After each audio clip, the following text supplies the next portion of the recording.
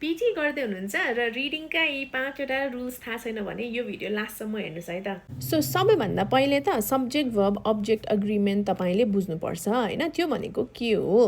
The डग भनेर राख्यौँ र द क्याट भनेर राख्यौँ होइन। द डग हामीले द डगले त बार्क गर्छ भन्ने कुरा हामीलाई थाहा छ। Can we say the cat barks? Can we say the dog purrs? किनभने यो त खासमा क्याटले गर्ने काम पर हो र डगले गर्ने काम बार्क हो भनेको यहाँ ग्रामर त मिल्या छ क्या। ग्रामर हाम्रो सब्जेक्ट र वर्ब जस्तै हि सी इट छ भने हामीले प्लस V5 लगाउँछौँ, दे छ भने V1 लगाउँछौँ होइन। यो हो नि त रुल। त्यो अनुसार यो कुरा सही छ। तर के गरेको छैन, ग्रामर मात्रै मिलाएर भएन, उसको मिनिङ पनि त मिल्नु पर्यो नि। क्याटले त बार्क गर्दैन भनेपछि यस्तो एन्सर हामीले पिटी रिडिङमा राख्नु हुँदैन। सो भनेको मतलब सब्जेक्ट अनुसारको भर्ब राख्न हामीले सिक्नुपर्छ। भनेपछि द डग बार्क्स नै हुन्छ। कतिजनाले के लेखेको हुन्छ, यहाँ सब्जेक्ट द गभर्मेन्ट भइरहेको हुन्छ, यहाँ वर्बमा चाहिँ कहाँ न कुहीको वर्ड राखिरहेको हुन्छ क्या। गभर्मेन्ट छ भने त्यही अनुसारको भर्ब राख्नु पर्यो नि त। यसमा के भयो, गभर्मेन्टले अब ट्याक्सेसलाई के गर्न सक्छ, लिने हो कि दिने हो त। अस्ति नै एउटा स्टुडेन्टले चाहिँ दिने भनेर लेखेछ, किन भन्दा ट्याक्स भन्ने छ त्यही भएर गिभ्स ट्याक्सेस भनेर यस्तो खालको मलाई रिजनिङ दिँदै थियो। तर यहाँ त हेर्नु पर्यो नि त हामीले सब्जेक्टसँग यो भर्ब मिल्छ कि मिल्दैन र यो भर्बसँग यो ट्याक्स भन्ने अब्जेक्ट मिल्छ कि मिल्दैन। यसलाई पनि सब्जेक्ट भर्ब अग्रिमेन्ट भन्छ होइन। सब्जेक्ट भर्ब अब्जेक्ट अग्रिमेन्ट ग्रामरको रुलबाट पनि मिल्नु पर्यो र कन्टेक्स्टको रुलबाट पनि मिल्नु पर्यो कि। जस्तै हि सी इटमा V5 हुन्छ भनेपछि यही नै हुनु पर्यो। ग्रामर मात्र मिलेर भएन, कन्टेक्स्ट पनि मिल्नु पर्यो। सो यो एउटा रुलले पनि तपाईँको रिडिङ लास्टै इम्प्रुभ हुन्छ है त। अर्को रुल भनेको तपाईँको टुको पछाडि के आउँछ। धेरैजनाको फर्स्ट इन्स्टिङ्क्टमा के छ भन्दाखेरि टुको पछाडि चाहिँ भर्ब 1 आउँछ भनेर हामीले टु टेक भनेर मात्रै आन्सर राख्न खोज्छौँ।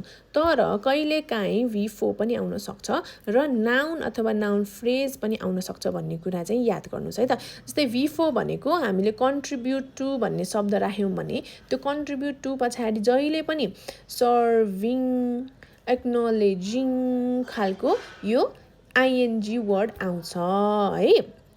नाउन पनि आउन सक्छ जस्तै टु द डोर होइन। सो अलवेज हामीले अगाडिको वर्ड हेर्नुपर्छ कि टु मात्रै हेरेर चाहिँ हाम्रो आन्सर अलवेज मिल्छ भन्ने छैन कि। टु अगाडि के छ, कन्ट्रिब्युट छ भने आइएनजी लाउनु पर्यो। अरू नै आई वान्ट टु भन्ने छ भने भर्ब 1 लाउनु पर्यो होइन। सो यो भिडियो हेरेपछि तपाईँलाई यति याद आउनु पर्यो कि टु पछाडि V1 मात्रै हुने रुल चाहिँ रङ रहेछ। टु पछाडि अरू पनि आउन सक्छ। के हेर्नुपर्ने रहेछ, त्योभन्दा अगाडिको शब्दहरू हेर्नुपर्ने रहेछ। जस्तै म केही इक्जाम्पल्स दिन्छु है। एट्रिब्युट टु भन्ने पछाडि जहिले पनि हाम्रो भर्ब प्लस आइएनजी आउँछ। डेडिकेटेड अथवा डेडिकेट जुन पनि टेन्स हुनु पायो है। फेरि ह्याज डेडिकेटेड, ह्याभ डेडिकेटेड, डेडिकेटिङ होइन। जे भए पनि टु पछाडि चाहिँ भर्ब प्लस आइएनजी नै आउँछ।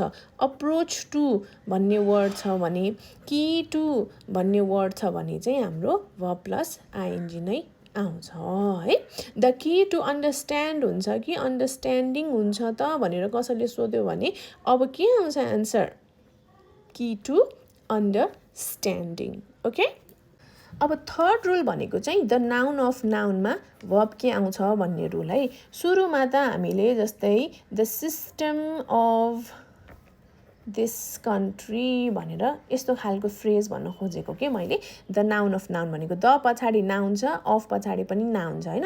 यस्तो खालको सिस्टममा चाहिँ हाम्रो भर्ब कहाँबाट निर्धारण हुन्छ त। यो कन्ट्री भन्ने शब्दलाई हेर्ने हो कि यो सिस्टम भन्ने शब्दलाई हेर्ने हो कि दुइटैलाई हेर्नुपर्छ कि होइन, कि अन्तै कहीँ हेर्नुपर्छ त भन्ने एन्सर के हो, हामीले जहिले पनि नाउन 1 लाई हेरेर यो भर्ब डिटर्मिन गर्ने। जस्तै अब इक्जाम्पलै दिउँ, द स्टुडेन्ट्स छ, the students of this of milestone study भनौँ न होइन।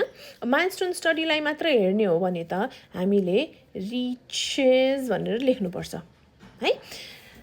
तर यो रङ भयो, रिचेस हुँदैन एन्सर है। के हुने रहेछ त, रिच ग्रेटर हाइट्स भन्ने हुन्छ। द स्टुडेन्ट्सलाई हेर्नु पर्यो क्या, यो फर्स्ट नाउनलाई हेर्नु पर्यो जुन प्लुरल छ र प्लुरलले के लिन्छ, भर्ब 1 लिन्छ। भर्ब 1 सिङ्गुलर भएको भए, स्टुडेन्ट मात्र भएको भए, एकजना मात्रै स्टुडेन्ट भएको भए चाहिँ रिचेस सही हुन्थ्यो। यहाँ स्टुडेन्ट्स लेख्ने बित्तिकै यो भर्ब चेन्ज हुन्छ है त। अब यो त जेनरल एक्जाम्पल भयो, कहिलेकाहीँ एकदमै कम्प्लिकेटेड एक्जाम्पल हुनसक्छ। The eggs of dot dot dot dot dot dot गरेर यो चाहिँ लामो दिन्छ क्या, पढि नसक्नु खालको दिन्छ क्या। अनि त्यस पछाडि एउटा ब्ल्याङ्क दिन्छ। अब ह्याज हुन्छ कि ह्याभ हुन्छ कि भन्ने आन्सरलाई के हुन्छ हाम्रो एग्स भन्ने मात्र हेर्ने हो। एग्स भन्नु बित्तिकै ह्याभ हुन्छ, अरू केही पनि उपाय छैन यसको। ह्याज अलवेज रङ हुन्छ है। सो हेर्ने केलाई पहिलो सेन्टेन्समा, फेरि पुरा प्याराग्राफको माथि हेर्न जाने होइन, सेन्टेन्समा हेर्नु पर्यो, त्यसको नाउन फर्स्ट नाउन हेरेर चाहिँ भर्बलाई डिटर्मिन गर्नु है त।